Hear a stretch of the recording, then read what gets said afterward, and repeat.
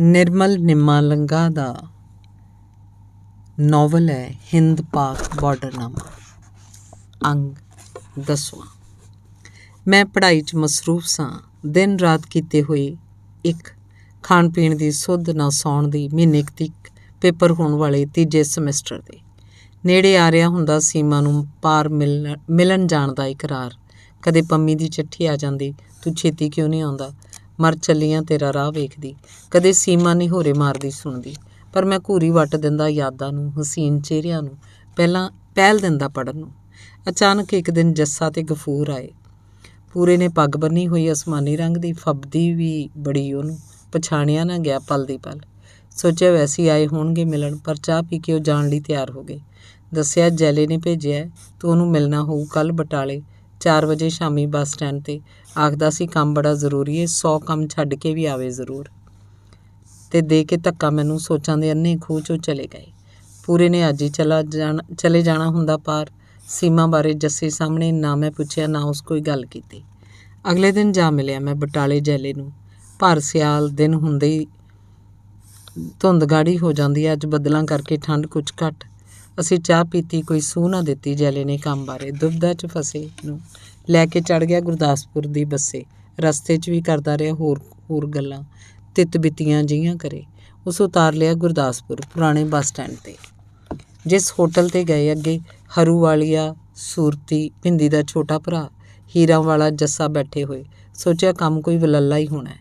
ਉਹਨਾਂ ਅੱਟ ਕੀਤੀ ਹੋਈ ਅੱਜ ਰਾਤ ਦੀ। ਸ਼ਾਮ ਦੇ ਚਿਹਰੇ 'ਤੇ ਗਾੜੀ ਕਾਲਖ ਪੋਚੀ ਹੋਈ। ਜੈਲਾ ਬੜਾ ਚਲਾਕ ਹੁੰਦਾ, 7 ਪੱਤਣਾਂ ਦਾ ਤਾਰੂ। ਉਸ ਸੋਚਿਆ ਹੋਣਾ ਕਈ ਤਰ੍ਹਾਂ ਦਾ ਮਾਲ ਏ, ਹੋ ਜੇ ਨਾ ਹੇਰਾ ਫੇਰੀ ਨਗਾਂ ਦੀ, ਕਿ ਉਹਨਾਂ ਨਿੰਮੇ ਨੂੰ ਲੈ ਚਲੀਏ ਨਾਲ। ਪੜ੍ਹਿਆ ਤੇ ਬਾਰਡਰ ਦਾ ਵੀ ਭੇਤੀ ਏ ਕਾਫੀ, ਤੇ ਸਾਰਿਆਂ ਨੂੰ ਦਲੀਲ ਪਸੰਦ ਆ ਗਈ ਹੋਣੀ ਏ, ਤੇ ਉਸ ਮੈਨੂੰ ਸੁਨੇਹਾ ਭੇਜਤਾ ਹੋਣਾ। ਤੇ ਹੁਣ ਜਦੋਂ ਜੈਲੇ ਨੇ ਪਾਸੇ ਕਰਕੇ ਮੈਨੂੰ ਘੁੰਡੀ ਖੋਲ੍ਹੀ ਅੱਟ ਦੀ, ਮੈਂ ਬੜਾ ਨਾਰਾਜ਼ ਹੋਇਆ। ਮੈਂ ਖੁਦ ਜਾਣਾ ਹੁੰਦਾ ਪਾਰ ਹੋਰ 2-4 ਦਿਨਾਂ ਨੂੰ। ਇਹ ਸੋਚ ਕੇ ਫੇਰ ਨਾ ਵਰਤਨ ਮੈਨੂੰ ਦੁਬਾਰਾ ਨਜਾਇਜ਼। ਮੈਂ ਰਸਵਾਈ ਪ੍ਰਗਟ ਕੀਤੀ, ਗੰਭੀਰ ਹੋ ਗਏ। ਭਾਊ ਜੀ, ਮੇਰੇ ਤਾਂ ਪੇਪਰ ਨੇ, ਤੁਸੀਂ ਕਿਸੇ ਹੋਰ ਨੂੰ ਲੈ ਜਾਂਦੇ। ਚੰਗਾ ਨਹੀਂ ਕੀਤਾ ਤੁਸੀਂ, ਹੋਰ ਕੋਈ ਤੇਰੇ ਵਰਗਾ ਨਹੀਂ ਹੋ ਸਕਦਾ। ਸਮਝ ਗਲਤੀ ਹੋ ਗਈ, ਪਰ ਅੱਜ ਨਾਲ ਜ਼ਰੂਰ ਚੱਲ, ਮਿੰਨਤ ਵਾਲੀ ਗੱਲ ਹੈ। ਉਹ ਤਰਲਾ ਲਿਆ। ਮੈਂ ਸੋਚਿਆ ਚੱਲ ਉੱਥੋਂ ਹੀ ਚਲਾ ਜਾਵਾਂਗਾ ਪਾਰ। ਅੱਟ ਵੀ ਗਫੂਰ ਹੋਰਾਂ ਨਾਲ ਹੀ ਸੀ। ਪ੍ਰੇਮਿਕਾ ਤੋਂ ਇੱਕ ਵਾਰੀ ਭੱਜਿਆ, ਫਿਰ ਮੂੰਹ ਲੱਗਣੋਂ ਤਾਂ ਇੱਕ ਪਾਸੇ। ਸ਼ੀਸ਼ੇ ਸਾਹਮਣੇ ਨਹੀਂ ਖਲੋ ਸਕਦਾ ਬੰਦਾ। ਜਦੋਂ ਛਾਲ ਮਾਰ ਹੀ ਦਿੱਤੀ, ਫਿਰ ਪਿੱਛੇ ਕਿਉਂ ਨੱਸਣਾ। ਅਸੀਂ ਸਾਰੇ ਹੋਟਲ ਦੇ ਬਾਹਰ ਪੀਣ ਲੱਗੇ ਚਾਹ। ਸਾਹਮਣੇ ਛੋਟਾ ਟਰੱਕ ਖੜ੍ਹਾ ਸੀ, ਮਾਲ ਨਾਲ ਭਰਿਆ। ਮਰਿਆ ਜਿਹਾ ਡਰਾਈਵਰ, ਹਮੇਸ਼ਾ ਪੱਕਾ ਅਮਲੀ ਜਾਪਦਾ। ਕਾਲਾ ਰੰਗ, ਬੇਸੁਰੇ ਨਕਸ਼ ਨੈਣ, ਮਧਰੇ ਜੇ ਕੱਦ ਦਾ, ਹਾਬੜਿਆਂ ਵਾਂਗ ਪੀ ਜਾਂਦਾ ਵਿਸਕੀ। ਜੈਲੇ ਨੇ ਘੂਰਿਆ, ਮੇਸ਼ੇ ਬੰਦ ਕਰ ਪੀਣੀ, ਆ ਕੇ ਮਰ ਲਈ।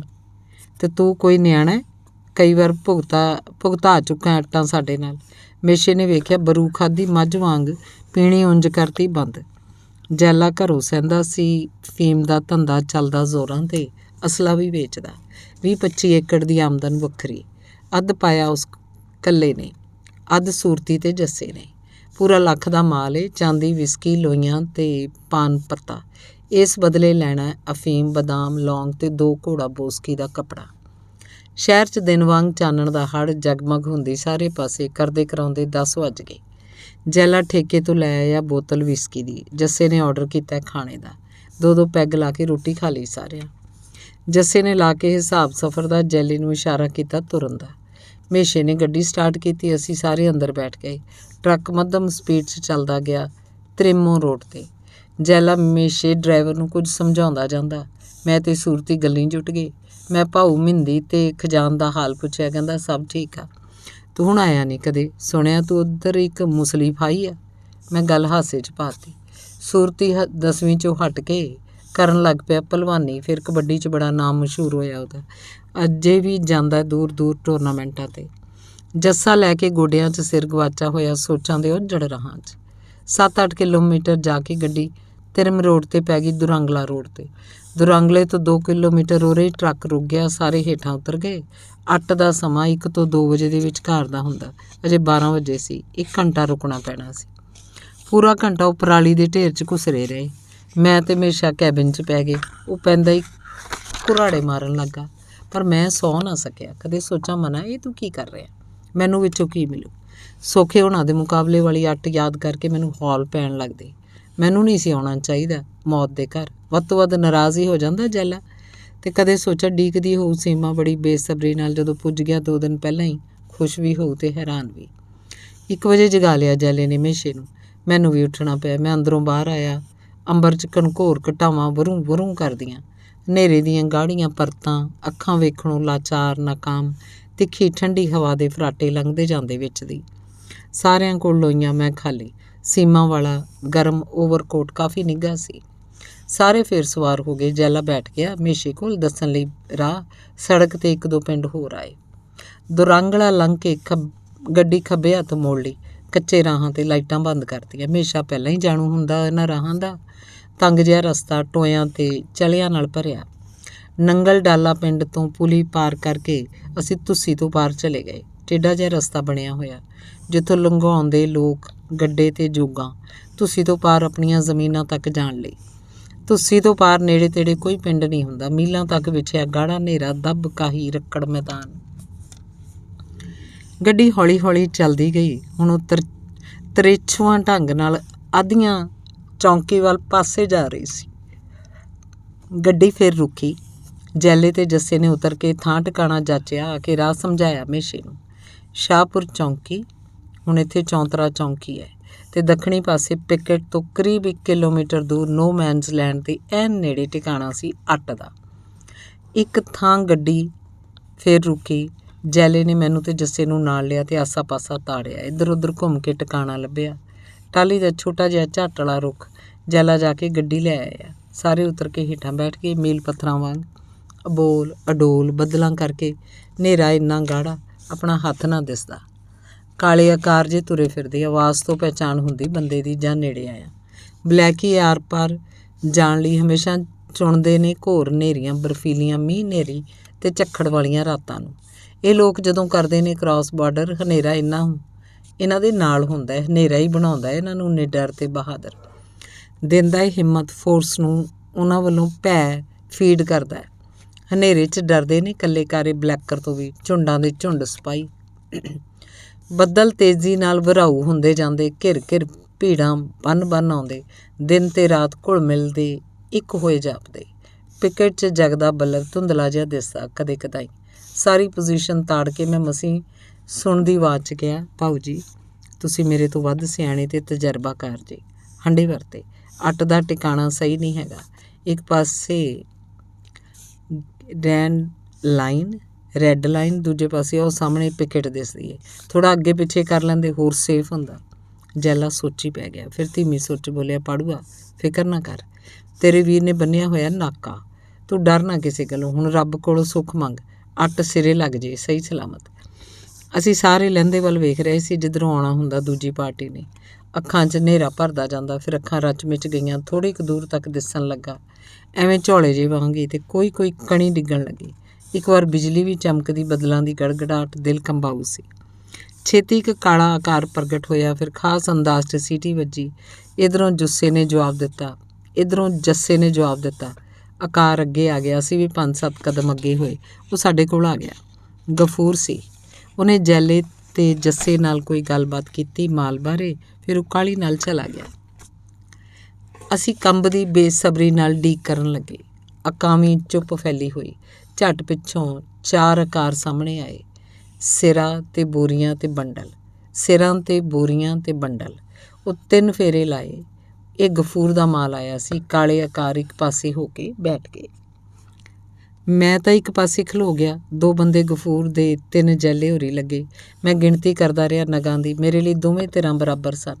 ਅੱਧੇ ਪੌਣੇ ਘੰਟੇ ਵਿੱਚ ਮਾਲ ਅਦਲਾ ਬਦਲੀ ਹੋ ਗਿਆ। ਮੈਂ ਪੂਰੇ ਤੇ ਜੈਲੇ ਨੂੰ ਕੋਲ ਖੜਾ ਕੇ ਮਾਲ ਦੁਬਾਰਾ ਚੈੱਕ ਕਰਾਤਾ। ਗਫੂਰ ਮੈਨੂੰ ਜ਼ਰਾ ਹਟਵਾਂ ਕਰਕੇ ਕਹਿੰਦਾ, ਚੱਲ ਸਾਡੇ ਨਾਲ ਹੀ, ਸੀਮਾ ਬੜੀ ਯਾਦ ਕਰਦੀ ਹੈ। ਖੌਰੇ ਕੀ ਪਾਤਾ ਤੂੰ ਉਹਦੇ ਸਿਰ 'ਚ ਘੋਲ ਕੇ। ਅੱਗ ਲਾਈ ਆ ਤਾਂ ਬੁਝਾਉਣਾ ਵੀ ਤੇਰਾ ਫਰਜ਼ ਆ। ਚੱਲ ਤੁਰ। ਬਾਂਹ ਫੜ ਲਈ ਉਹਨੇ ਮੇਰੀ। ਪਰ ਪਤਾ ਨਹੀਂ ਕਿਉਂ ਇੰਨੇ ਬੰਦਿਆਂ ਸਾਹਮਣੇ ਚੰਗਾ ਨਾ ਲੱਗਿਆ ਪਾਰ ਜਾਣਾ। ਮੈਂ ਇਨਕਾਰ ਕਰਤਾ। ਜਾਣੋ, ਗਫੂਰ ਕਹਿੰਦਾ, ਐਵੇਂ ਕਿਉਂ ਮੁਫਤੀ ਧੱਕੇ ਖਾਂਦਾ ਫਿਰਦਾ। ਲੋਕ ਬਲੈਕ ਕਰਕੇ ਪੈਸੇ ਕਮਾਉਂਦੇ ਆ ਤੇ ਤੂੰ ਕ੍ਰਾਸ ਕਰਦਾ ਫਿਰਨਾ ਇੱਕ ਕੁੜੀ ਦੀ ਖਾਤਰ। ਇੱਧਰ ਨਹੀਂ ਹੈਗੀਆਂ ਕੁੜੀਆਂ। ਤੇਰੀ ਯੂਨੀਵਰਸਿਟੀ ਭਰੀ ਪਈ ਹੈ। ਮੌਤ ਨੂੰ ਪਾ ਕੇ ਜੱਫੀ ਕਰਨਾ ਪਿਆਰ ਅੱਲੋਕਾਰ ਗੱਲ ਹੈ ਤੇਰੀ। ਪਰ ਚੱਲ, ਤੇਰੀ ਰੂਹ ਰਾਜੀ ਚਾਹੀਦੀ ਹੈ ਤੇ ਮੈਂ ਤੇਰੇ ਨਾਲ ਹਾਂ। ਚੰਗਾ, ਅਸੀਂ ਚੱਲੇ ਸੂ। ਜਦੋਂ ਵੀ ਉੱਧਰ ਆਇਆ ਮਿਲੀ ਜ਼ਰੂਰ, ਚੰਗਾ। ਤੇ ਗਫੂਰ ਦੀ ਢਾਣੀ ਚਲੀ ਗਈ ਲੈ ਕੇ ਮਾਲ। ਸਾਡੀ ਗੱਡੀ ਸਟਾਰਟ ਨਾ ਹੋਵੇ। ਮੇਸ਼ੇ ਨੇ ਬਥੇਰੇ ਹੱਥ ਪੈਰ ਮਾਰੇ, ਤਾਰਾਂ ਨੂੰ, ਸਵਿੱਚਾਂ ਨੂੰ, ਹਨੇਰੇ 'ਚ ਦਿਸੇ ਕੁਛ ਨਾ। ਕਣੀਆਂ ਲੈ ਪਈਆਂ। ਜੈਲੇ ਆਖਿਆ, ਇਹ ਚੰਗਾ ਸ਼ਗਨ ਏ। ਅਸੀਂ ਮੌਤ ਦੇ ਘਰ 'ਚ ਬੇਕਾਰ ਹੋਏ ਖੜੇ ਸੀ। ਅਖੀਰ ਧੱਕਾ ਲਾਇਆ ਸਾਰਿਆਂ ਰਲ ਕੇ, ਪਰ ਬੂਝਿਆਂ ਨਾਲ ਭਰੀ ਕੁਰਲਾਠੀ ਜ਼ਮੀਨ, ਗੱਡੀ ਤਾਂ ਹਿੱਲੇ ਨਾ। ਜੈਲਾ ਮੇਸ਼ੇ ਨੂੰ ਕੋਸੀ ਜਾਵੇ, ਉਹ ਖਿੱਚ ਕੇ ਬੋਨਟ ਚੁੱਕੇ, ਬੈਟਰੀ ਚੈੱਕ ਕਰੇ, ਕਦੇ ਕੋਈ ਹੋਰ ਪੁਰਜਾ, ਪਰ ਮਕੈਨਿਕੀ ਤਾਂ ਜਕੜੀ ਹੋਈ ਕਾਲੇ ਸ਼ਾਹ ਹਨੇਰੇ ਨੇ। ਕਈ ਵਾਰ ਜ਼ਿੰਦਗੀ 'ਚ ਕੋਈ ਮਾਮੂਲੀ ਗਲਤੀ ਹੋ ਜਾਂਦੀ ਹੈ, ਐਵੇਂ ਨਿਗੂਣੀ ਜੀ ਅਣਗਹਿਲੀ। ਇਹਦੇ ਐਸੇ ਮਾਰੂ ਨਤੀਜੇ ਭੁਗਤਣੇ ਪੈਂਦੇ ਨੇ ਜੋ ਬਰਦਾਸ਼ਤ ਕਰਨੇ ਮੁਸ਼ਕਿਲ ਹੋ ਜਾਂਦੇ ਨੇ। ਅਚਾਨਕ ਲਾਈਟਾਂ ਜਗ ਪਈਆਂ। ਅਸੀਂ ਪੈਰਾਂ ਤੱਕ ਹਿੱਲ ਗਏ। ਮੇਸ਼ੇ ਨੂੰ ਘਬਰਾਹਟ 'ਚ ਪਤਾ ਨਾ ਲੱਗੇ। ਮਿੰਟ ਕੁ ਲੱਗ ਗਿਆ। ਪਲਾਸ ਲੱਭਦਿਆਂ ਉਹ ਤਾਰਾਂ ਕੱਟਤੀਆਂ। ਹਨੇਰਾ ਫਿਰ ਭਾਰੂ ਹੋ ਗਿਆ। 1 ਮਿੰਟ ਤੋਂ ਵੱਧ ਸਮਾਂ ਅਸੀਂ ਸਾਹ ਤੋਂ ਬਗੈਰ ਦੜੇ ਰਹੇ, ਮੁਰਦਿਆਂ ਵਾਂਗ। ਜਗਦੀਆਂ ਲਾਈਟਾਂ ਨੇ ਭੇਜ ਦਿੱਤਾ ਮੌਤ ਦਾ ਸੁਨੇਹਾ ਪਿਕਟ ਵਾਲਿਆਂ ਨੂੰ। ਮੇਸ਼ੇ ਦੀ ਮਿਹਨਤ ਕੰਮ ਆਈ। ਗੱਡੀ ਸਟਾਰਟ ਹੋ ਗਈ। ਅਜੇ ਚੜ੍ਹਨ ਹੀ ਲੱਗੇ ਸੀ, ਪਿਕਟ ਵੱਲੋਂ ਸ਼ੁਰੂ ਹੋ ਗਈ ਅੰਨ੍ਹੇਵਾਹ ਗੋਲੀ ਚੱਲਣੀ। ਸ਼ਾਇਦ ਨੇੜੇ ਹੀ ਨਾਕਾ ਲੱਗਿਆ ਸੀ। ਸਾਡੇ ਹੋਸ਼ ਗੁੰਮ ਹੋ ਗਏ। ਦੌੜ ਕੇ ਗੱਡੀ ਓਹਲੇ ਹੋਏ। ਮੇਸ਼ਾ ਵੀ ਸਾਡੇ ਕੋਲ ਆ ਬੈਠਾ। ਤੜ ਗੋਲੀ ਚੱਲੀ ਗਈ। ਤੜ ਗੋਲੀ ਚੱਲੀ ਜਾਂਦੀ। ਮੈਨੂੰ ਰਵਾਲਾਂ ਨਾਲ ਮੌਕਾ ਯਾਦ ਆ ਗਿਆ। ਹੁਣ ਸੋਚਣ ਦਾ ਵਕਤ ਕਿੱਥੇ ਸੀ। ਨਿਰਉਤਸ਼ਾਹਤ ਜਿਹਾ ਹੋ ਗਿਆ। ਜੈਲਾ ਬੜਾ ਹੈਰਾਨ। ਗੋਲੀ ਚੱਲਣ ਕਰਕੇ ਨਾਕਾ ਬੰਨਿਆ ਹੋਇਆ ਸੀ, ਫਿਰ ਗੋਲੀ ਦਾ ਕੀ ਮਤਲਬ? ਪਰ ਹੁਣ ਜੋ ਸਿਰ ਆ ਪਈ ਭੋਗਣੀ ਪੈਣੀ ਸੀ। ਜੱਸੇ ਨੇ ਵੇਖਿਆ ਟਰੱਕ ਦੇ ਹੇਠੋਂ ਦੀ ਚੌਂਕੀ ਵੱਲ। ਹੌਲੀ ਜੀ ਕਹਿੰਦਾ, ਭਾ ਫੈਰ ਕਰੀਏ? ਉਹ ਤਾਂ ਇੱਧਰ ਦੌੜੇ ਆਉਂਦੇ ਲੱਗਦੇ ਆ, ਨਹੀਂ ਤਾਂ ਇੱਥੋਂ ਨਿਕਲਣਾ ਮੁਸ਼ਕਿਲ ਹੋ ਜੂ ਸਾਡਾ। ਅਸੀਂ ਰਿਵਾਲਵਰ ਕੱਢ ਕੇ ਫੈਰ ਕੀਤੇ। 5-7 ਅਟਕ ਕੇ ਗੋਲੀ ਬੰਦ ਹੋ ਗਈ। ਸ਼ਾਇਦ ਪਿਕਟ ਵਾਲੇ ਡਰ ਗਏ ਹੁਣ ਜਵਾਬੀ ਹਮਲੇ ਤੋਂ, ਅਣਜਾਣੀ ਤੇ ਅਣਵੇਖੀ ਹਨੇਰੇ 'ਚ ਛਿਪੀ ਬਲੈਕਰਾਂ ਦੀ ਤਾਕਤ ਤੋਂ। ਮੀਂਹ ਤੇਜ਼ ਹੋ ਗਿਆ। ਰਾਤ ਦੀ ਭਿਆਨਕਤਾ ਹੋਰ ਵੀ ਦਹਿਸ਼ਤ ਨਾਲ ਭਰ ਗਈ। ਕਾਲੀਆਂ ਘਟਾਵਾਂ ਦਾਮਨ 'ਚ ਸੈਂਕੜੇ ਤੂਫਾਨ ਤੇ ਬਿਜਲੀਆਂ ਲਈ ਆ ਰਹੀਆਂ ਸਨ, ਹੌਲੀ ਹੌਲੀ ਅੱਗੇ ਤੇ ਉਹ ਤੋਂ ਵੱਧ ਸੰਘਣੀਆਂ ਘਟਾਵਾਂ ਉੱਠ ਰਹੀਆਂ ਸਨ ਮੇਰੇ ਸੀਨੇ 'ਚੋਂ। ਇਹੀ ਵੇਲਾ ਸੀ ਕੁਝ ਕਰਨ ਦਾ। ਜੈਲੇ ਨੇ ਅਰਕ ਮਾਰੀ ਮੇਸ਼ੇ ਦੇ। ਉਹਨੇ ਗੱਡੀ ਤੋਰ ਲਈ। ਅਸੀਂ ਗੱਡੀ ਦੇ ਓਹਲੇ ਤੁਰਨ ਲੱਗੇ, ਤੇਜ਼ ਸਾਹ ਸੁੱਕੇ ਹੋਏ ਡਰ ਨਾਲ। ਐਨ ਇਸ ਸਮੇਂ ਫਾਇਰਿੰਗ ਫੇਰ ਸ਼ੁਰੂ ਹੋ ਗਈ। ਹੁਣ ਗੋਲੀਆਂ ਹੋਰ ਵੀ ਨੇੜਿਓਂ ਚੱਲਦੀਆਂ ਲੱਗੀਆਂ। ਅੰਬਰ ਪਾੜੋ ਧਾੜ ਹੋ ਗਿਆ ਗੋਲੀਆਂ ਦੇ ਕੰਨ ਪਾੜਵੇਂ ਸ਼ੋਰ ਨਾਲ। ਮੀਂਹ ਲਗਾਤਾਰ ਪਈ ਜਾਂਦਾ। ਅਚਾਨਕ BSF ਨੇ ਪੈਰਾ ਬੰਬ ਦਾਗ ਦਿੱਤਾ। ਚਾਰੇ ਪਾਸੇ ਚਾਨਣ ਦਾ ਸਮੁੰਦਰ ਵਿਛ ਗਿਆ। ਅਸੀਂ ਗਾਰਾ ਬਣੀ ਧਰਤੀ ਤੇ ਵਿਛ ਗਏ, ਕੰਬਦੇ ਥਿੜਕਦੇ। ਮੇਸ਼ੇ ਨੇ ਉਤਰਨ ਲਈ ਅਜੇ ਇੱਕ ਪੈਰ ਬਾਹਰ ਹੀ ਰੱਖਿਆ, ਗੋਲੀ ਹੋ ਗਈ ਉਹਦੀ ਵੱਖੀ 'ਚੋਂ ਆਰ ਪਾਰ। ਉਹ ਹੇਠਾਂ ਡਿੱਗ ਪਿਆ ਅਗਲੇ ਟਾਇਰ ਕੋਲ। ਉਹਦੀ ਨਜ਼ਰ ਨੇ ਆਖਰੀ ਵਾਰ ਵੇਖਿਆ ਜ਼ਿੰਦਗੀ ਦੇ ਹਨੇਰੇ ਨੂੰ। ਅੱਖਾਂ ਤਾਰਿਆਂ ਵੱਲ ਤੱਕਦੀਆਂ ਪੱਥਰ ਹੋ ਗਈਆਂ ਹੋਣਗੀਆਂ। ਹਾਈ ਵੀ ਮੂੰਹੋਂ ਨਾ ਨਿਕਲੀ। ਸਾਥੋਂ ਨਾ ਸ਼ੁਕਰਿਆਂ ਕੋਲੋਂ ਪੁੱਛਿਆ ਨਾ ਗਿਆ ਉਹਦਾ ਹਾਲ ਵੀ। ਤੇ ਮੌਤ ਦੇ ਤਾਂਡਵ ਨਾਚ ਵਿੱਚ ਕੌਣ ਪਰਖਦਾ ਤੇ ਵੇਖਦਾ ਹੈ ਪੈਰਾਂ ਦੇ ਤਾਲ ਨੂੰ। ਸਾਡੀ ਵਫਾਦਾਰੀ ਜ਼ਿੰਦਗੀ ਨਾਲ ਸੀ, ਮੌਤ ਨਾਲ ਨਹੀਂ। ਇਸ ਸੱਚ ਨੂੰ ਨਿਭਾਉਣ ਲਈ ਅਸੀਂ ਅਟਕ ਨਹੀਂ ਸੀ ਸਕਦੇ, ਪਲ ਵੀ ਨਹੀਂ। ਅਸੀਂ ਹੋਰ ਵੀ ਭੈਭੀਤ ਹੋ ਗਏ। ਡਰ ਨਾਲ ਕਾਂਬਾ ਛਿੜਨ ਲੱਗਾ। ਬੇਲੇ ਦੀ ਬੁੱਸੀ ਹਵਾ ਨੂੰ ਪੁੱਠ ਚੜ੍ਹ ਗਈ ਤਾਜ਼ੇ ਖੂਨ ਦੀ। ਨਿੱਕੀ ਨਿੱਕੀ ਬਾਰਿਸ਼, ਸਰਦੀ, ਹਨੇਰਾ, ਮੌਤ, ਚਲਦੀਆਂ ਗੋਲੀਆਂ ਖੌਫ ਨਾਲ ਸਾਡਾ ਦਿਲ ਫੜਫੜਾ ਰਹੇ ਸਨ। ਆਪਣੀ ਮੌਤ ਦਾ ਫਿਕਰ ਹੋਰ ਡੂੰਘਾ ਹੋ ਗਿਆ। ਮੈਂ ਤਾਂ ਮਰਨ ਵਾਲਾ ਹੋ ਗਿਆ। ਮੇਰੇ ਬੁੱਲ ਖੁਸ਼ਕ ਤੇ ਸਾਹ ਤੇਜ਼, ਸਰੀਰ 'ਚੋਂ ਸਾਹ ਸੱਤ ਨੁੱਚੜੀ ਜਾਂਦਾ। ਦੂਜੇ ਵੀ ਮੇਰੇ ਵਾਂਗ ਹੀ ਸੋਚਦੇ ਹੋਣਗੇ, ਹੁਣ ਕੀ ਬਣੂ, ਅੱਗੋਂ ਕੀ ਹੋਊ। ਗੋਲੀ ਨਾ ਵੱਜ ਜੇ ਕਿਤੇ। ਗੋਲੀ ਇੱਕ ਵਾਰ ਫੇਰ ਬੰਦ ਹੋ ਗਈ। ਜੈਲਾ ਟਰੱਕ ਵੱਲ ਲਪਕਿਆ। ਮਰੇ ਮੇਸ਼ੇ ਦੀ ਲਾਸ਼ 'ਤੇ ਪੈਰ ਧਰ ਕੇ ਸੀਟ 'ਤੇ ਜਾ ਬੈਠਾ। ਉਹਨੇ ਪੂਰੀ ਕੋਸ਼ਿਸ਼ ਕੀਤੀ ਗੱਡੀ ਭਜਾਉਣ ਦੀ, ਪਰ ਕਾਹੀ ਬੂਝਿਆਂ ਕੋਈ ਪੇਸ਼ ਨਾ ਜਾਣਦੀ। ਚਿੱਕੜ ਹੋਏ ਕਲਰ 'ਚ ਸਲਿੱਪ ਕਰੀ ਜਾਣ ਟਾਇਰ। ਸਾਡੀ ਸੋਚ ਕਿਸੇ ਤਰ੍ਹਾਂ ਧੁੱਸੀ ਪਾਰ ਹੋ ਜਾਈਏ। ਲੱਖਾਂ ਦਾ ਮਾਲ ਹੁੰਦਾ, ਜੈਲਾ ਕਿਸੇ ਤਰ੍ਹਾਂ ਟਰੱਕ ਲੈ ਜਾਣਾ ਚਾਹਵੇ, ਪਰ ਪੇਸ਼ ਕੋਈ ਨਾ ਜਾਏ। ਦੁਸ਼ਮਣ ਸਿਰ 'ਤੇ ਚੜ੍ਹੀ ਆਏ। ਗੇਅਰ ਬਦਲ ਕੇ ਟਰੱਕ ਉਂਝ ਤੋਰੀ ਜਾਏ। ਅਜੇ ਕੁਝ ਦੂਰ ਹੀ ਗਏ ਸੀ, ਗੋਲੀਆਂ ਫੇਰ ਚੱਲਣ ਲੱਗੀਆਂ, ਪਹਿਲਾਂ ਨਾਲੋਂ ਵੀ ਵਧੇਰੇ ਟੀਂ ਕਰਦੀਆਂ ਸਾਡੇ ਕੋਲੋਂ ਦੀ ਗੁਜ਼ਰੀ ਜਾਣ। ਜੈਲਾ ਗੱਡੀ ਬੰਦ ਕਰਕੇ ਸਾਡੇ ਵੱਲ ਆਇਆ। ਉਹ ਪਲ, ਉਹ ਘੜੀ ਦਲੀਲਾਂ ਦੀ ਨਹੀਂ ਹੁੰਦੀ, ਨਾ ਡੀਕ ਕਰਨ ਦੀ, ਫੈਸਲਾ ਕਰਨ ਦੀ ਹੁੰਦੀ ਹੈ। ਜਾਨ ਵੇਖੀ ਜਾਂਦੀ ਹੈ, ਮਾਲ ਨਹੀਂ। ਇੱਧਰ ਜਾਂ ਉੱਧਰ ਜੋ ਹੋ ਵੇਖੀ ਜਾਊ ਦੀ ਸਮਝ ਨਾਲ ਚੱਲਣਾ ਪੈਂਦਾ। ਅਸੀਂ ਹੋਏ ਨੁਕਸਾਨ ਦੇ ਸਹਿਮ ਤੇ ਹਾਰ ਨੂੰ ਵੀ ਚੁੱਕੀ ਲਿਜਾ ਰਹੇ ਸਾਂ ਆਪਣੇ ਨਾਲ ਹੀ। ਜੈਲੇ ਨੇ ਸੁੜ ਕੀਤੀ ਜੱਸੇ ਨਾਲ। ਮਾਲ ਤਾਂ ਨਹੀਂ ਹੁਣ ਜਾ ਸਕਦਾ। ਸਮਝ ਨਹੀਂ ਆਉਂਦੀ ਬਣਿਆ ਕੀ। ਮੈਂ 5,000 ਨਗਦ ਦੇ ਕੇ ਆਇਆ ਸੀ। ਉਹ ਸਿਰ ਸੁੱਟੀ ਬੜਾ ਉਦਾਸ ਬੋਲਿਆ, ਭਾ ਮਾਰ ਗੋਲੀ ਮਾਰ ਲਓ, ਹੁਣ ਆਪਣਾ ਬਚਾਅ ਕਰੀਏ। ਮੈਨੂੰ ਤਾਂ ਮੁਸ਼ਕਲ ਲੱਗਦਾ, ਉਹ ਧੁੱਸਦੇ ਹੀ ਆਉਂਦੇ ਆ, ਇੱਧਰ ਨੂੰ ਫੈਰ ਕਰੋ। ਸਾਡੇ ਕੋਲ ਰਿਵਾਲਵਰ 3 ਪਰ ਗੋਲੀਆਂ 25-30, ਮੁਕਾਬਲਾ ਵੀ ਕਿੰਨਾ ਕੁ ਕਰਦੇ। ਅਸੀਂ ਬੜੀ ਜੁਗਤ ਨਾਲ ਵਾਰੀ-ਵਾਰੀ ਫੈਰ ਕੱਢੇ। ਪਲ ਦੀ ਪਲ ਖਾਮੋਸ਼ੀ ਦੇ ਅਰਥ ਹੋਰ ਡੂੰਘੇ ਹੋ ਗਏ। ਬਾਰਿਸ਼ ਤੇਜ਼ ਹੋਣ ਲੱਗੀ। ਅਸੀਂ ਪੂਰੀ ਤਰ੍ਹਾਂ ਭਿੱਜ ਲਿਬੜ ਗਏ। ਬੂਟਾਂ ਨਾਲ ਗੋਡੇ-ਗੋਡੇ ਕਲਰੀ ਮਿੱਟੀ ਚੰਬੜੀ। ਅਸੀਂ ਪੂਰੇ ਯਤਨ ਨਾਲ ਦੌੜੇ। ਕਿੱਲਾ ਕੁ ਗਏ ਹੋਵਾਂਗੇ, ਗੋਲੀਆਂ ਫਿਰ ਸ਼ੁਰੂ ਹੋ ਗਈਆਂ। ਕਿਸਮਤ ਮਾੜੀ ਸੂਰਤੀ ਦੀ, ਪਤਾ ਨਹੀਂ ਕਿਉਂ ਖਲੋ ਕੇ ਪਿੱਛੇ ਵੇਖਣ ਲੱਗ ਪਿਆ। ਐਨ ਉਸੇ ਵਕਤ ਗੋਲੀਆਂ ਵੱਜੀਆਂ, ਇੱਕ ਛਾਤੀ 'ਚ, ਦੂਜੀ ਨਲਾਂ 'ਚ। ਉਹ ਥਾਂ 'ਤੇ ਡਿੱਗ ਪਿਆ। ਹਾਏ ਨਹੀਂ ਮੂੰਹੋਂ ਨਿਕਲੀ। ਅਸੀਂ ਤਿੰਨੇ ਫੇਰ ਲੱਗੇ ਅੱਗੋਂ ਫਾਇਰਿੰਗ ਕਰਨ, ਪਰ ਬੜੀ ਕੰਜੂਸੀ ਨਾਲ। ਅੱਗੋਂ ਜਵਾਬ ਫੇਰ ਬੰਦ ਹੋ ਗਿਆ। ਉਸੇ ਪਲ ਅਸੀਂ ਸੰਨ ਤੋੜ ਭੱਜੇ। ਬੂਝੇ ਤੇ ਗਾਰਾ ਪੈਰਾਂ ਹੇਠ ਤਿਲਕਣ, ਡਰ ਨਾਲ ਦਿਸੇ ਕੁਛ ਨਾ। ਪੂਰੀ ਵਾਹ ਲਾਉਂਦੇ ਅਸੀਂ ਦੂਰ ਨਿਕਲ ਗਏ। ਗੋਲੀਆਂ ਦੇ ਝੱਖੜ 'ਚ ਫਸੇ। ਚਾਰਾ ਕਰੀਏ ਦੂਰ ਹੋਣ ਦਾ ਮੌਤ ਤੋਂ। ਫੈਰ ਫੇਰ ਖੁੱਲ੍ਹ ਗਿਆ ਐਨ ਸਾਡੇ ਪਿੱਛੇ। ਅਸੀਂ ਥਾਂ ਡਿੱਗ ਪਏ, ਘੋਰੜੂ ਵੱਜਦੇ, ਪਸੀਨੋ ਪਸੀਨੀ, ਬੁਰੀ ਤਰ੍ਹਾਂ ਕਲੇਜੇ ਕੰਬਦੇ, ਦਿਲ ਡੋਲਦੇ। ਜੈਲੇ ਤਜਰਬੇ ਦੀ ਗੱਲ ਆਖੀ, ਇਹ ਸਾਡਾ ਪਿੱਛਾ ਜ਼ਰੂਰ ਕਰਨਗੇ। ਉਹਨਾਂ ਨੂੰ ਸਾਡੇ ਫੈਰਾਂ ਦੀ ਲੋ ਕਰਕੇ ਪਤਾ ਲੱਗ ਗਿਆ ਅਸੀਂ ਕਿੱਥੇ ਹਾਂ। ਇੰਜ ਕਰੀਏ, ਫਾਲਤੂ ਕੱਪੜੇ ਜੁੱਤੀਆਂ ਇੱਥੇ ਹੀ ਲਾ ਦਈਏ, ਗੋਲੀ ਹੋਰ ਨੇੜੇ ਆ ਸਕਦੀ ਹੈ। ਅਰਕਾਂ ਗੋਡਿਆਂ ਭਾਰ ਪਊ ਦੌੜਨਾ। ਉਹਨਾਂ ਲੰਮੇ ਪਿਆਂ ਹੀ ਲੋਈਆਂ, ਚਾਦਰਾਂ, ਪੱਗਾਂ ਸਭ ਕੁਝ ਲਾ ਦਿੱਤਾ। ਜੈਲੇ ਨੇ ਚਾਦਰ ਸਿਰ 'ਤੇ ਬੰਨ੍ਹ ਲਈ। ਪਿਸਤੌਲ ਅਸੀਂ ਡੱਬਾਂ 'ਚ ਦੇ ਲਏ। ਮੈਂ ਤੇ ਜੱਸੇ ਨੇ ਪੈਂਟਾਂ ਲਾ ਲਈਆਂ, ਪੈਂਟਾਂ ਨਾ ਲਾਈਆਂ। ਤੇ ਜਦੋਂ ਮੈਂ ਸੀਮਾ ਵਾਲਾ ਕੋਟ ਤੇ ਬੂਟ ਉਤਾਰੇ, ਹੰਝੂ ਆਪ ਮੁਹਾਰੇ ਨਿਕਲ ਗਏ। ਪਰ ਨਾਲ ਉਹਦੀ ਯਾਦ ਨੇ ਦਿੱਤਾ ਬੜਾ ਸਹਾਰਾ, ਹਿੰਮਤ ਤੇ ਉਤਸ਼ਾਹ। ਗੋਲੀ ਚੱਲ ਰਹੀ ਸੀ, ਬਾਰਿਸ਼ ਤੇਜ਼ ਹੋਈ ਸੀ। ਤੋੜਨ ਲਈ ਮੌਤ ਦੇ ਜਾਲ ਨੂੰ ਅਸੀਂ ਬਾਹਾਂ ਤੇ ਗੋਡਿਆਂ ਭਾਰ ਤੇਜ਼ ਤੋਂ ਤੇਜ਼ ਰਿੰਗਣ ਦੀ ਕੋਸ਼ਿਸ਼ ਸੀ। ਡਰ ਨੇ ਖੋਲ੍ਹ ਕੇ ਅੱਖਾਂ ਝਾਕਿਆ ਸੈਮ ਵੱਲ। ਦੋਵੇਂ ਲੱਟ-ਲੱਟ ਬਲਦੇ ਸੀ। ਮੈਨੂੰ ਤਾਂ ਤੁਰਨ ਵੇਲੇ ਤੋਂ ਇਸੇ ਡਰ ਦਾ ਡਰ ਸੀ। ਬਾਰਡਰ ਦੀ ਇਸ ਜੂਹ 'ਚ ਡਰਾਂ ਦਾ ਜੰਗਲ ਸੀ, ਕਮਸਾਨ ਸੀ। ਬੂਝਿਆਂ ਤੇ ਮੁੱਢਾਂ ਦਾ ਡਰ, ਖੱਡੇ ਟੋਇਆਂ ਦਾ ਖੌਫ, ਧੌਣਾ ਟੇਢੀਆਂ ਕਰਕੇ ਝਾਕਦੇ ਤਿੱਤਰਾਂ ਕੋਚਰੀਆਂ ਦਾ ਡਰ, ਮਸਾਣਾ ਵਰਗੇ ਫੌਜੀਆਂ ਦੀਆਂ ਰਾਈਫਲਾਂ ਦਾ ਡਰ। ਕਿਸ ਆਸਰੇ ਦੀ ਸ਼ਰਨ ਨਾਲ ਯਾਰੀ ਪਾਉਂਦੇ। ਸਾਨੂੰ ਆਪਣੀ ਜ਼ਿੰਦਗੀ ਦੀ ਖਾਤਰ ਜੂਝਣਾ ਹੀ ਪੈਣਾ ਸੀ। ਜੇ ਘੜੀ ਪਲ ਵੀ ਅਟਕ ਜਾਂਦੇ, ਪਤਾ ਨਹੀਂ ਕਿਹੜੇ ਵੇਲੇ ਬੱਦਲਾਂ ਦਾ ਘੁੰਡ ਚੁੱਕ ਦੇਣਾ ਸੀ ਹਵਾਵਾਂ ਨੇ। ਮੁੱਠ 'ਚ ਆਈ ਜਿੰਦ ਡਾਢੀ ਬੇਚੈਨ ਸੀ, ਪਰੇਸ਼ਾਨ ਸੀ। ਸਾਡੀ ਬੇਵਸੀ ਹੱਸ ਰਹੀ ਸੀ, ਸਾਡੀ ਕਾਤਲ ਮਜਬੂਰੀ 'ਤੇ। ਮਰਦੇ ਜੀਂਦੇ ਕਿਸ ਤਰ੍ਹਾਂ ਧੁੱਸੀ ਪਾਰ ਕੀਤੀ, ਫਿਰ ਨਾਲੇ ਦਾ ਲੱਖ-ਲੱਖ ਪਾਣੀ ਲੰਘ ਕੇ ਖੇਤਾਂ 'ਚ ਆ ਗਏ। ਦਬ ਕਾਹੀ ਦਾ ਵਿਸ਼ਾਲ ਮੈਦਾਨ, ਤਿੱਖੇ ਕੰਡਿਆਂ ਵਾਲੀ ਜਵਾਂ ਬੂਟੀ। ਉਦੋਂ ਫਸਲਾਂ ਨਹੀਂ ਸੀ ਹੁੰਦੀਆਂ ਹੁਣ ਵਾਂਗ। ਬੱਦਲ ਲਿਸ਼ਕਦਾ ਤਾਂ ਦਿਸਦੀ ਕੋਈ ਧੋੜੀ ਕਮਾਦ ਦੀ, ਵਿਰਲੇ ਵਾਂਝੇ ਪਹਾੜੀ ਕਿੱਕਰਾਂ ਦੇ ਰੁੱਖ। ਤੇ ਅਸੀਂ ਜਾ ਰਹੇ ਸਾਂ ਗੋਡਿਆਂ ਤੇ ਬਾਹਾਂ ਦੇ ਭਾਰ।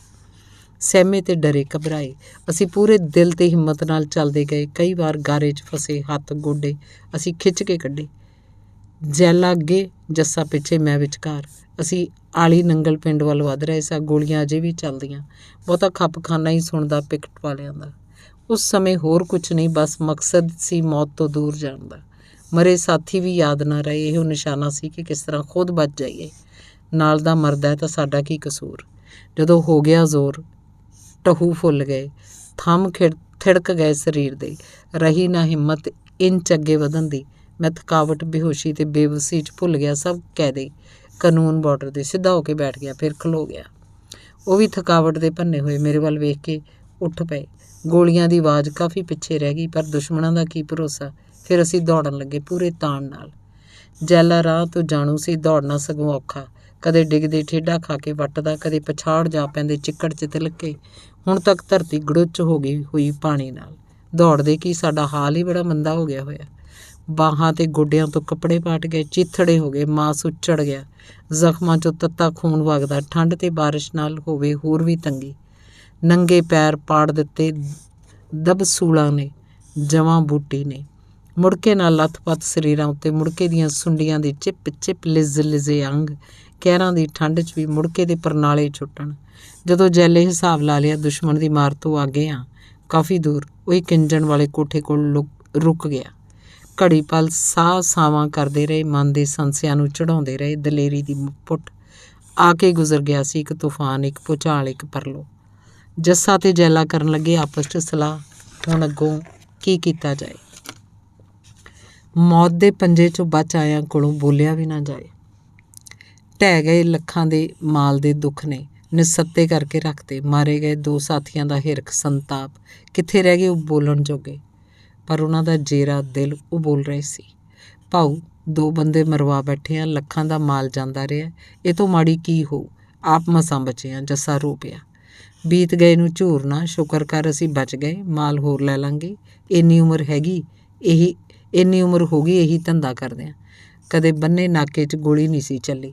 ਪਤਾ ਜ਼ਰੂਰ ਕਰੂੰ। ਜੈਲਾ ਗੁੱਸੇ 'ਚ ਕਚੀਚੀਆਂ ਵੱਟਣ ਲੱਗਾ।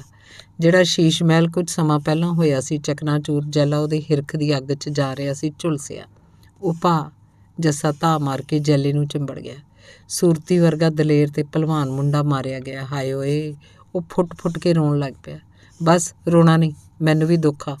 ਸੂਰਤੀ ਤਾਂ ਕੁਆਰਾ ਸੀ, ਹਮੇਸ਼ੇ ਦੇ ਨਿੱਕੇ ਨਿੱਕੇ ਬੱਚੇ ਕੀ ਖਾਣਗੇ। ਬੋਲ, ਜਿਵੇਂ ਕੱਕਰ ਦੀ ਗੁਫਾ 'ਚੋਂ ਲੰਘ ਕੇ ਆਏ ਹੁਣ। ਜੈਲਾ ਵੀ ਰੋ ਪਿਆ। ਕਈ ਘੰਟੇ ਬੀਤ ਗਏ ਮੌਤ ਨਾਲ ਦਸਤ ਪੰਜਾ ਲੈਂਦਿਆਂ। ਮੇਰੇ ਲਈ ਉਸ ਸਮੇਂ ਸਮੁੱਚੀ ਕਾਇਨਾਤ ਦੀ ਹੁੰਦੀ ਨਹੀਂ ਕੋਈ ਅਹਿਮੀਅਤ। ਜੇ ਹੋਂਦ ਸੀ ਤਾਂ ਮਾਰੇ ਗਏ ਸਾਥੀਆਂ ਦੀ, ਜਿਨ੍ਹਾਂ ਹੁਣ ਕਦੇ ਨਹੀਂ ਮਿਲਣਾ ਸੀ। ਮੇਰੇ ਸਹਿਮ 'ਤੇ ਪਰਤਾਂ ਚੜ੍ਹਨ ਲੱਗੀਆਂ, ਉਹਨਾਂ ਦੇ ਘਰੀਂ ਪੈਂਦੇ ਵੈਣਾਂ ਤੇ ਚੀਕਾਂ ਦੀਆਂ। 10 ਮਣ ਦਾ ਪੱਥਰ ਰੋਜ਼ਾਨਾ ਚੁੱਕਦਾ ਸੀ ਸੂਰਤੀ। ਸਾਰੇ ਬਾਹਰੇ 'ਚ ਕੋਈ ਗੁੱਟ ਨਾ ਫੜ ਸਕਿਆ ਉਹਦਾ। ਸੁਣ ਕੇ ਕਿਵੇਂ ਜੀਏਗੀ ਉਹਦੀ ਬੁੱਢੀ ਮਾਂ। ਸਿਉਂਕ ਨਾ ਲੱਗ ਜੂ ਭਰਾਵਾਂ ਦੀ ਤਾਕਤ ਨੂੰ ਮਾਣ ਨੂੰ। ਹੁਣ ਤੱਕ ਮੀਂਹ ਦਾ ਜਲਵਾ ਮੱਠਾ ਪੈ ਗਿਆ ਹੋਇਆ। ਅੰਬਰ ਦੀ ਛਾਤੀ 'ਚੋਂ ਜ਼ਖਮਾਂ ਵਰਗੇ ਤਾਰੇ ਫੁੱਟਣ ਲੱਗੇ, ਵਿਰਲੇ ਟਾਵੇਂ। ਸਲਾਹ ਬਣੀ ਕਿ ਪਹਿਲਾਂ 2 ਮੂੰਹੇ ਇਤਿਹਾਸਕ ਥਾਂ ਚੱਲੀਏ, ਉੱਥੋਂ ਹੋਰ ਕੋਈ ਤਰਕੀਬ ਸੋਚਾਂਗੇ। ਅਸੀਂ ਫਿਰ ਤੇਜ਼ ਤੇਜ਼ ਤੁਰਨ ਲੱਗੇ। ਦਮੂਹੇ ਦਾ ਸੇਵਾਦਾਰ ਜੈਲੇ ਦਾ ਚੰਗਾ ਜਾਣੂ ਹੁੰਦਾ ਹੈ। ਅਸੀਂ ਕਿਰਨ ਨਾਲੇ ਤੋਂ ਮਾੜੇ ਮੋਟੇ ਹੱਥ ਪੈਰ ਧੋਤੇ। ਬਾਬੇ ਨੇ ਅੱਗ ਬਾਲਤੀ, ਉਹਨੇ ਚਾਹ ਵੀ ਪਿਆਤੀ। ਸਰੀਰ ਨੂੰ ਭੋਰਾ ਨਿੱਘ ਆਇਆ। ਘੰਟਾ ਭਰ ਚੁੱਪਚਾਪ ਬੈਠੇ ਰਹੇ ਅੱਗ ਦੇ ਨੇੜੇ, ਬੋਲਣਾ ਚਾਹੁੰਦੇ ਹੋਏ ਵੀ ਬੋਲ ਨਾ ਹੋਵੇ।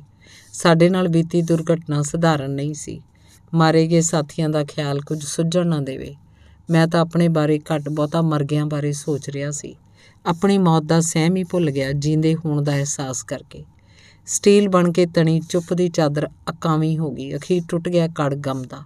ਜੈਲੇ ਆਖਿਆ, ਨਿੰਮੇ, ਅਸੀਂ ਹਰਦੋ ਛੰਨੀ ਰੋਡ ਤੱਕ ਤੇਰੇ ਨਾਲ ਚੱਲਦੇ ਹਾਂ। ਉੱਥੋਂ ਕਿਸੇ ਨਾਲ ਬੈਠ ਕੇ ਗੁਰਦਾਸਪੁਰ ਜਾ, ਉੱਥੋਂ ਸਿੱਧਾ ਹਰੂਵਾਲ ਪਹੁੰਚ। ਉਹ ਸਲੀਪਰ ਪਏ ਆ ਬਾਬੇ ਦੇ, ਕੁੜਤਾ ਚਾਦਰਾ ਵੀ ਹੈ ਹੀ, ਚੁੱਪ ਕਰਕੇ ਪਾ ਲੈ। ਮੈਂ ਇੰਝ ਹੀ ਕੀਤਾ, ਪਾ ਕੇ ਹਰੇ ਰੰਗ ਦੀ ਸਲੇਟੀ ਕਮੀਜ਼, ਬੰਨ ਕੇ ਸਲੇਟੀ ਰੰਗ ਦਾ ਚਾਦਰਾ। ਮੈਂ ਇੰਝ ਲੱਗਾ ਜਿਵੇਂ ਕਿਸੇ ਵੱਡੇ ਸਾਧ ਦਾ ਮਜੌਰ ਹੋਵਾਂ। ਜੈਲੇ ਨੇ ਭਿੱਜੇ ਨੋਟਾਂ 'ਚੋਂ 200 ਰੁਪਏ ਮੈਨੂੰ ਦਿੱਤੇ। ਆਖਿਆ, ਦੇਣੇ ਤਾਂ 5000 ਸੀ, ਪਰ ਕਹਾਣੀ ਵਿਗੜ ਗਈ ਸਾਰੀ। ਉਹ ਬੋਲ ਨਾ ਸਕਿਆ, ਹੰਝੂ ਉਹਦੇ ਗਲੇ 'ਚ ਫਸ ਗਏ। ਹਰਦਾਨ ਪਿੰਡ ਲੰਘ ਕੇ ਅਸੀਂ ਹਰਦੋ ਛੰਨੀ ਰੋਡ 'ਤੇ ਪੁੱਜੇ। ਜੈਲਾ ਤੇ ਜੱਸਾ ਉੱਥੋਂ ਸ਼ਹੂਰ ਪਿੰਡ ਨੂੰ ਚਲੇ ਗਏ, ਆਪਣੇ ਯਾਰ ਜਗੀਰ ਕੋਲ। ਮੈਂ ਇੱਕ ਟਰੈਕਟਰ ਨੂੰ ਹੱਥ ਦਿੱਤਾ, ਉਸ ਬਿਠਾ ਲਿਆ। ਮੈਨੂੰ ਬੁਰੀ ਤਰ੍ਹਾਂ ਕੰਬਦਾ ਵੇਖ ਕੇ ਮੁੰਡੇ ਨੇ ਆਪਣਾ ਕੰਬਲ ਮੈਨੂੰ ਦੇ ਦਿੱਤਾ। ਗੁਰਦਾਸਪੁਰ ਤੋਂ ਪਹਿਲੀ ਬੱਸ ਫੜੀ, ਅੰਮ੍ਰਿਤਸਰ ਜਾਣ ਵਾਲੀ, ਵਾਇਆ ਕਲਾਨੌਰ ਤੇ ਡੇਰਾ ਬਾਬਾ ਨਾਨਕ, ਤੇ ਜਾ ਉਤਰਿਆ ਹਰੂਵਾਲ ਮੋੜ 'ਤੇ। ਪੈਰ ਨਾ ਪੁੱਟਿਆ ਜਾਏ ਅੱਗੇ ਨੂੰ। ਡਰ ਲੱਗੇ ਕੀ ਦੱਸਾਂਗਾ, ਪਰ ਖੂਨ ਦੇ ਹੰਝੂ ਪੀਂਦੇ ਮਨ ਨੂੰ ਸਮਝਾ ਲਿਆ। ਬੰਦੇ ਖਾਣੀ ਰਾਤ ਦੇ ਨਹਿਸ਼ ਪਰਛਾਵੇਂ ਵਗਾ ਮਾਰੇ ਮਨ ਦੀ ਮਮਟੀ ਤੋਂ। ਸੋਚਿਆ ਆਖ ਦਾਂਗਾ, ਨਿਖੜ ਗਿਆ ਸਾਡੇ ਨਾਲੋਂ, ਪਿੱਛੋਂ ਪਤਾ ਤਾਂ ਲੱਗ ਹੀ ਜਾਣਾ। ਠੇਡੇ ਜੇ ਖਾਂਦਾ ਤੁਰਿਆ, ਸੋਚੀ ਜਾਵਾਂ ਚਾਨਣ ਤੇ ਹਨੇਰਾ, ਖੁਸ਼ੀਆਂ ਤੇ ਗਮੀਆਂ, ਜੀਵਨ ਤੇ ਮੌਤ ਜੁੜੀਆਂ ਨੇ ਜ਼ਿੰਦਗੀ ਨਾਲ। ਹਰੇਕ ਬੰਦੇ ਨੂੰ ਇਹਨਾਂ ਨਾਲ ਪੈਂਦਾ ਉਲਝਣਾ, ਕਰਨਾ ਪੈਂਦਾ ਟਾਕਰਾ। ਕੋਈ ਵੱਧ ਕਰ ਲੈਂਦਾ, ਕੋਈ ਘੱਟ। ਖਜ਼ਾਨ ਘਰ ਹੀ ਹੁੰਦਾ। ਮੈਂ ਹੋਈ ਬੀਤੀ ਦੱਸਦੀ ਸ਼ਾਰਟਕੱਟ। ਸੂਰਤੀ ਦਾ ਗੁੰਮ ਹੋਣਾ ਸੁਣ ਕੇ ਚੁੱਪ ਜਿਹਾ ਹੋ ਗਿਆ ਖਜ਼ਾਨ। ਮੈਂ ਉੱਥੋਂ ਖਿਸਕਣ ਦੀ ਕੀਤੀ। ਆਖਿਆ, ਯੂਨੀਵਰਸਿਟੀ ਪੁੱਜਣਾ ਹੈ ਜ਼ਰੂਰੀ।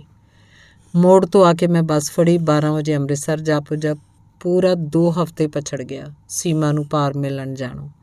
ਜਦੋਂ ਹੋਏ ਮੁਕਾਬਲੇ ਦਾ ਸੀਨ, ਮਾਰੇ ਗਏ ਮੇਸ਼ੇ ਤੇ ਸੂਰਤੀ ਦੇ ਚਿਹਰੇ ਨਿਕਲ ਪੈਂਦੇ ਕਮਰੇ ਦੀਆਂ ਨੁੱਕਰਾਂ 'ਚੋਂ, ਮੈਂ ਬਦੋ ਬਦੀ ਰੋ ਪੈਂਦਾ।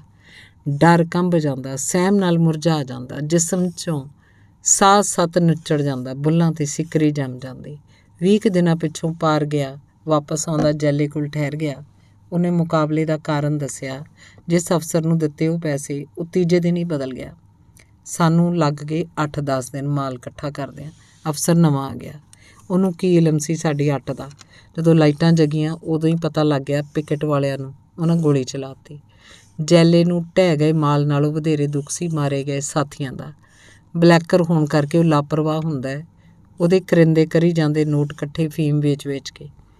ਰਾਤੀ ਦਾਰੂ ਨਾਲ ਰੱਜ ਕੇ ਬੜਾ ਰੋਇਆ, ਸੂਰਤੀ ਤੇ ਮੇਸ਼ੇ ਨੂੰ ਯਾਦ ਕਰਕੇ। ਮਨ ਮੇਰਾ ਵੀ ਬੜਾ ਖਰਾਬ ਹੋਇਆ। ਸਵੇਰੇ ਮੈਂ ਆਲੀਵਾਲ ਤੋਂ ਬੱਸ ਫੜੀ ਬਟਾਲੇ ਦੀ, ਉੱਥੋਂ ਅੰਮ੍ਰਿਤਸਰ ਦੀ ਬੱਸ ਲੈ ਕੇ ਜਾ ਪੁੱਜਾ ਯੂਨੀਵਰਸਿਟੀ। ਜਾਂਦੇ ਪਾਟ ਕਲੇਜੇ ਮਾਵਾਂ ਭੈਣਾਂ ਦੇ, ਪੈਸੇ ਬਦਲੇ ਮਰ ਜਾਂਦੇ ਜੋ ਬਾਰਡਰ 'ਤੇ। ਧੰਨਵਾਦ।